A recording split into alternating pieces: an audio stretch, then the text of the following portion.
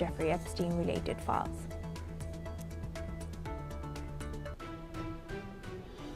Now for this hour, we start with Europe. Spanish Prime Minister Pedro Sanchez has warned that a U.S. military intervention in Greenland would greatly benefit Russian President Vladimir Putin. In a recent interview, Sanchez has emphasized that such an action would weaken NATO, potentially legitimizing Russia's invasion of Ukraine. This comes amid escalating tensions between the U.S. and European allies over President Donald Trump's decision to impose a 10% tariff on goods from 8 European nations. They include Denmark, Norway, Sweden, France, Germany, and the Netherlands, Finland, and the United Kingdom. Trump's tariffs, which are set to take effect on February 1st, are part of his pressure campaign for the U.S. to gain control over Greenland. In response to the European Union has strongly condemned the move, with leaders from France, Sweden, Germany, and Finland expressing solidarity with Denmark and Greenland. The European leaders have also warned that such actions could harm transatlantic relations, further risking instability in the Arctic region. Now for this discussion, we welcome Professor Veselin Popowski. He's a professor and vice dean at Jindal Global Law School, joins us live from London. Thank you very much, Professor, for joining us. Good to see you. Now looking at this, as tensions escalate, what do you think could have been Trump's motive? And also him bringing tariffs once again into this equation. Well, difficult to say what are his motives. Maybe Donald Trump doesn't know what these motives are. He talks various things every day, changes his mind. Yes, it was the same erratic behavior during his first term. He was talking about building a wall with Mexico, and Mexico will pay for that. He likes talking and making scandals all his term. But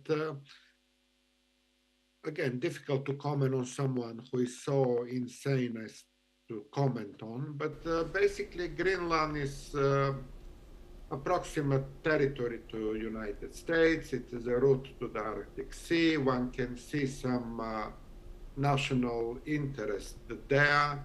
But this is the territory of Denmark, of another sovereign country, member of NATO, member of European Union.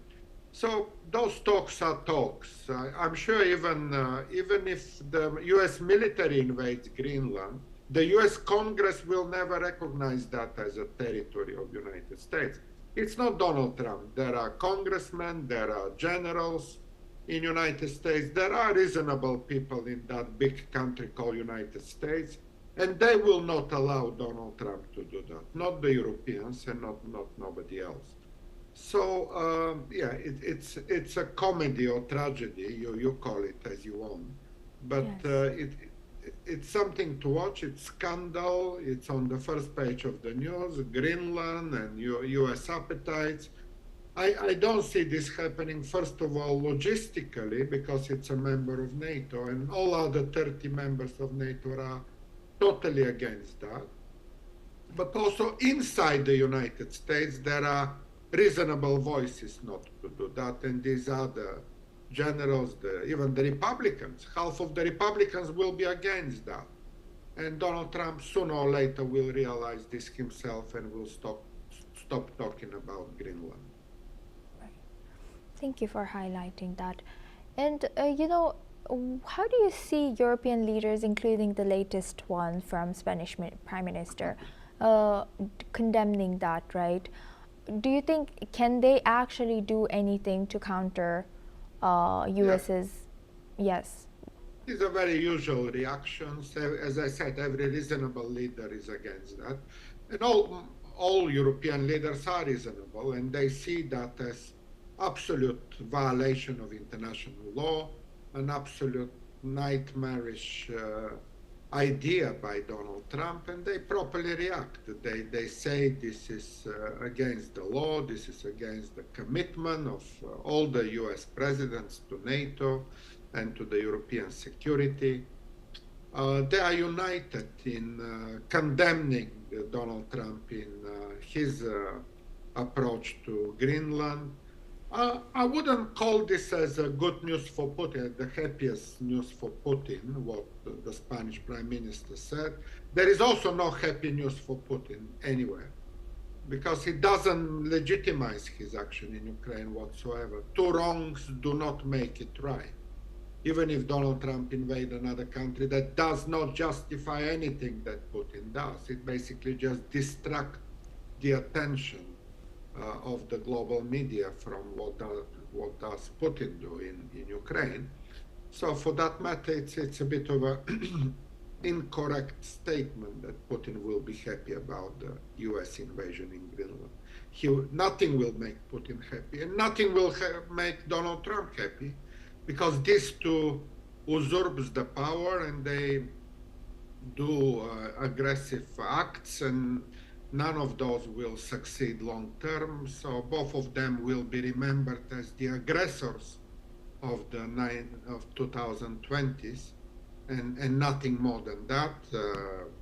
Dictatorial presidents without any respect for law, not even domestic law, not only international law. So for Putin and Trump, the judgment of the history is very similar, and it will be delivered very soon, I hope. Right. Thank you for highlighting that. And, building on that, do you think there can actually be realistically any cards that European countries can play to counter that, Yes. from Trump? Yes, there will. Absolutely. There is Article 5 of the NATO agreement, which is very clear that any country that is under military attack is considered to be a military attack to all other members of NATO. Yes, I think United States cannot do much in Greenland, exactly because Denmark is a member of NATO, and with all support of the rest of the European countries, they can do counterattacks. There are American troops in Europe. The Europeans can simply block any intelligence and any American troops movement in Europe. They can block the US bases in Europe. They can retaliate if necessary. And US will suffer much more from that retaliation rather than to gain anything significant in Greenland. And I'm sure the American generals realize that.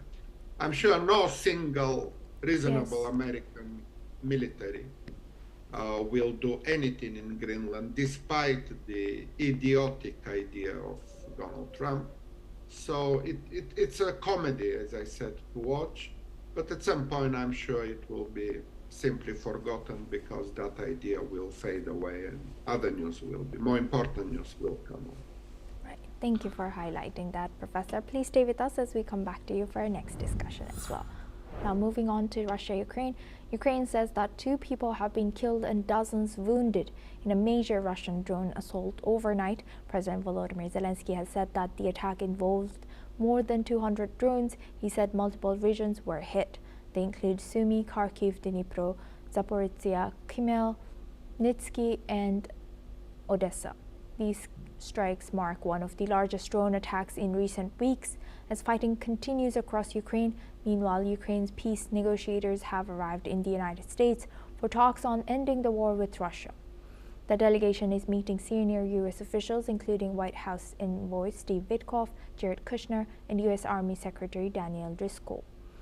The visit comes as President Volodymyr Zelensky says draft documents for a U.S.-Ukraine deal could be signed at the Davos Forum. Now for this discussion, we welcome back Professor Veselin Popovsky. He joins us live from London. Thank you very much, Professor, for staying with us. Now, first of all, how significant is this upcoming, meeting, as they are saying that they might, the U.S.-Ukraine deal might be signed over here? And also, what do you think about the delegation in particular who have been sent from Ukraine's side for this discussion or for these talks to U.S.? Yes, it shows the seriousness of the approach of the Ukrainians. They continue, despite the strikes you just mentioned and the 2 persons being killed. Well, it's very clear what Russia does. Russia continues targeting civilians and killing civilians in Ukraine every week, every day. And that's what makes the only good news for Putin if he wakes up and find out that another two civilians are dead in Ukraine. There is no other good news for Vladimir Putin apart from killing civilians in Ukraine. But on the other side, we have a very serious delegation. Ukraine wants peace. They want to meet to anybody who wants peace. They are sending a delegation. They want to discuss all the 20 points of the peace plan. They are happy to cooperate. They are hoping that United States diplomats will help Ukraine by delivering the right message to Vladimir Putin to stop this useless war, which made life miserable, not only for Ukraine, but also for Russia. Russia lost 1 million soldiers already in a massive bloodshed unseen in the years after the Second World War. So for that matter, Ukraine is serious. They want to negotiate peace. They want a ceasefire. They are happy to compromise even. They mentioned they are happy not to join NATO as one compromise, for example. And they are happy to have a ceasefire on the line of the contact of the two armies, even to withdraw 20-kilometer siege. Russians and Ukrainians withdraw. They create this neutral economic zone without soldiers, both sides. Excellent proposal, by the way. And I wonder why Russia is silent on that. What do they want?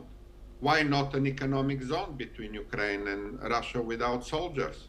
That plays to the Russian national interest. But again and again, we see silence from Moscow, silence from Kremlin. They just want to continue killing civilians.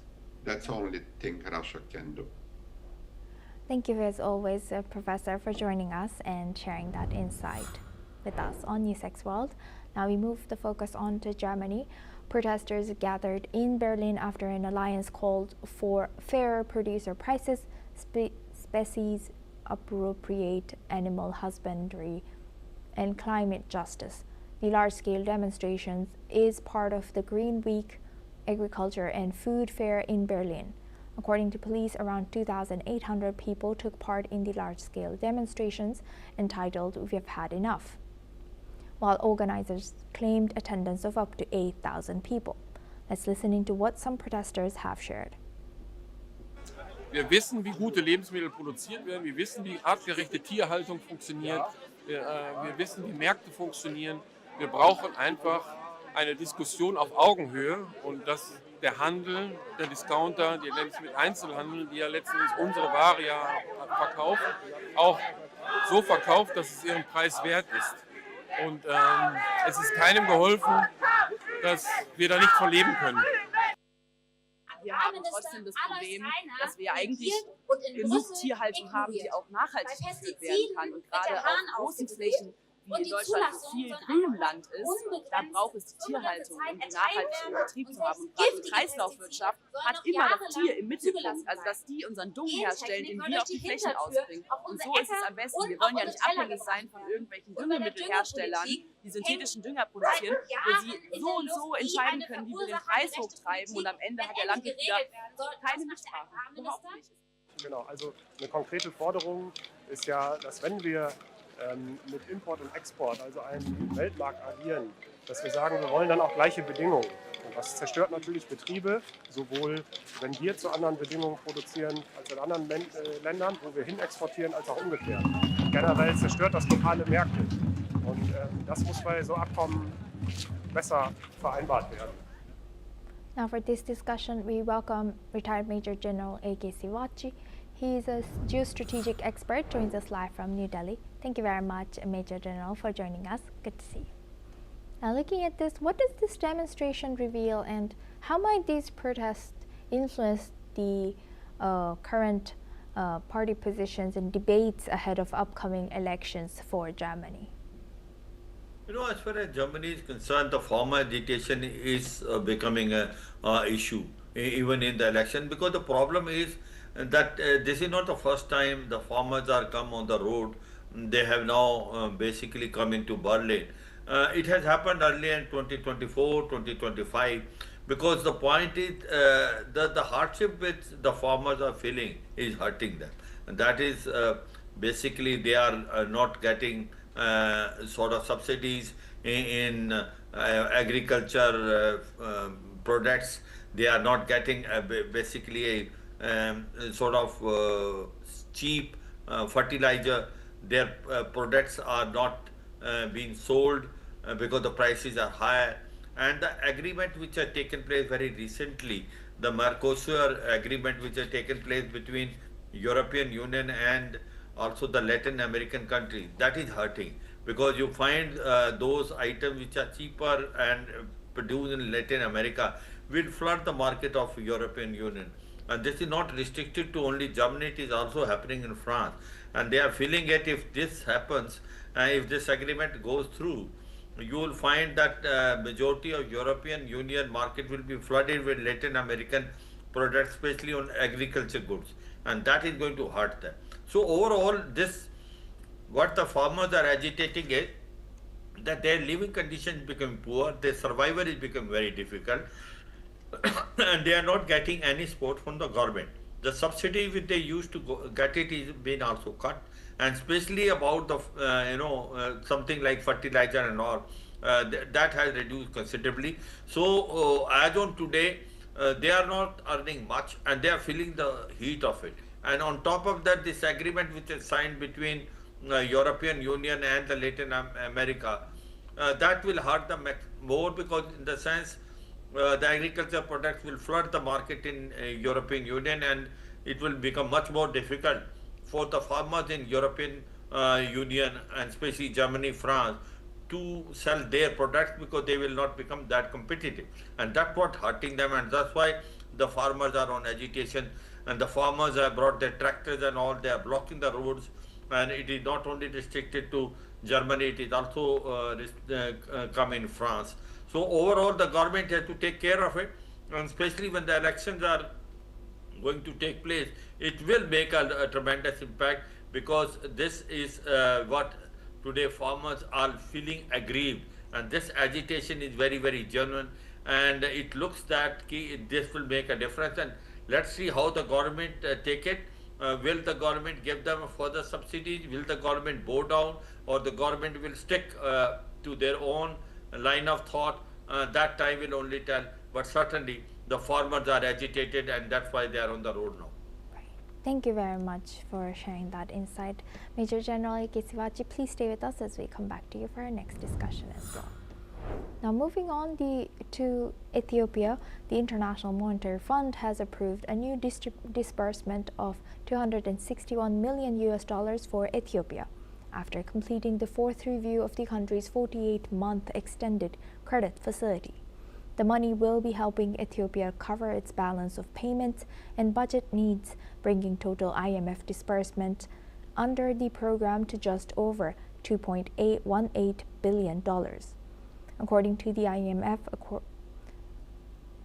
Ethiopia's economy is performing better than expected with strong growth, higher exports, improved revenue collection, and rising foreign reserves, while inflation continues to ease.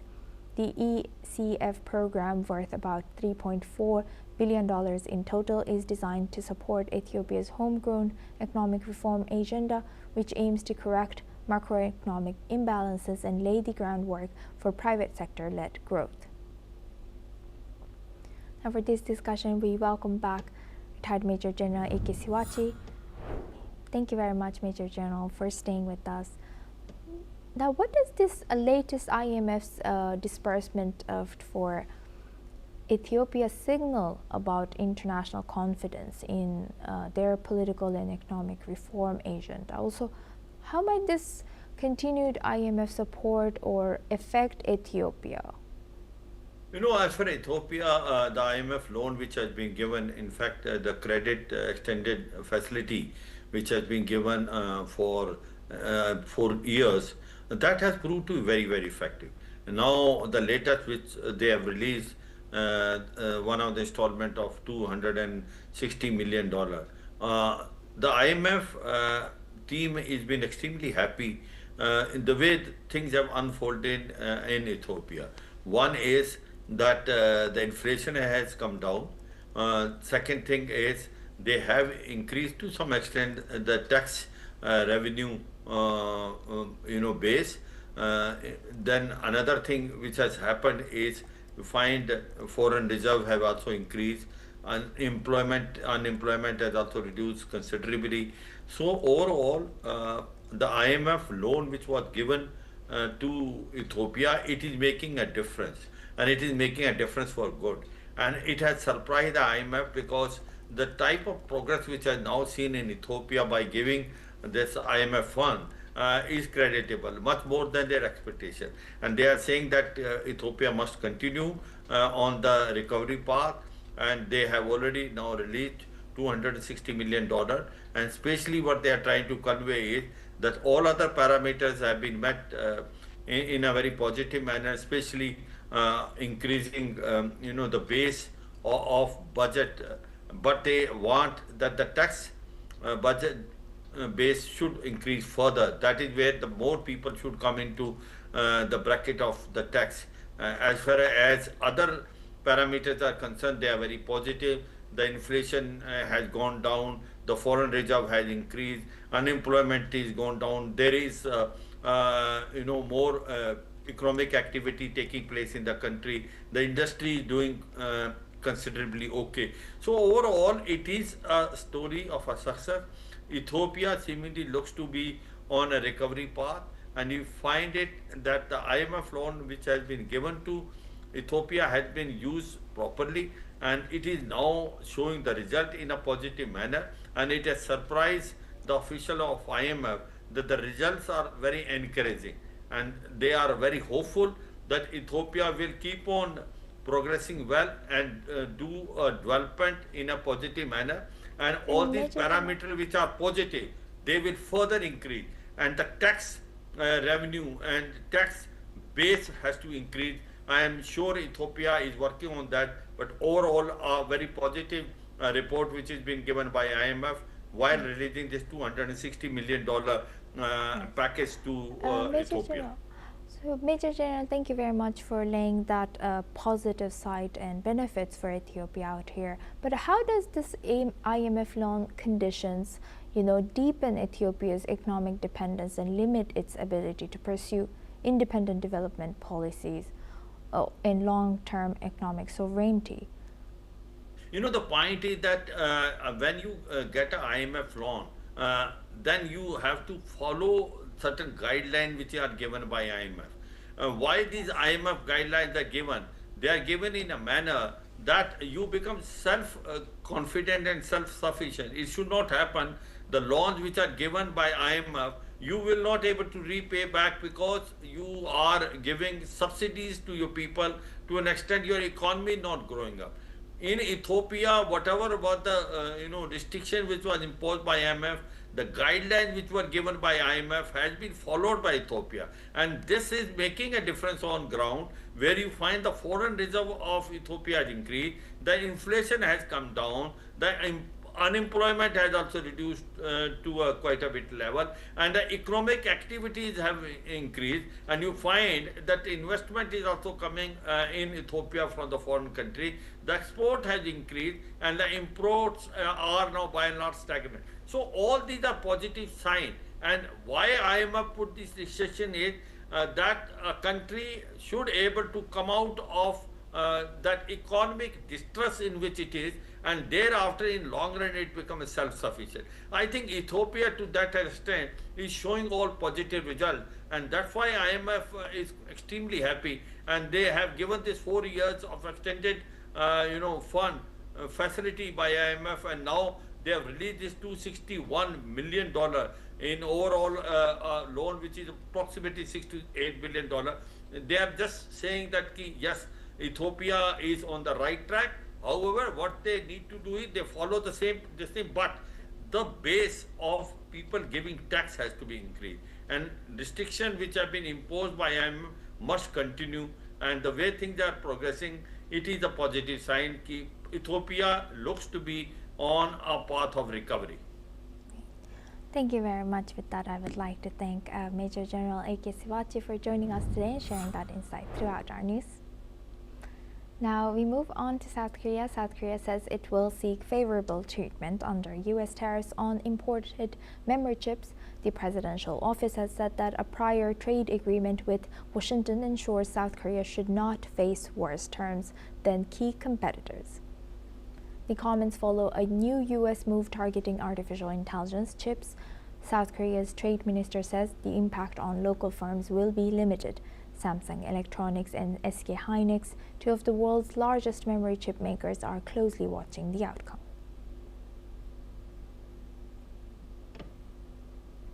That's all we have time for. Keep watching NewsX World for more news updates from around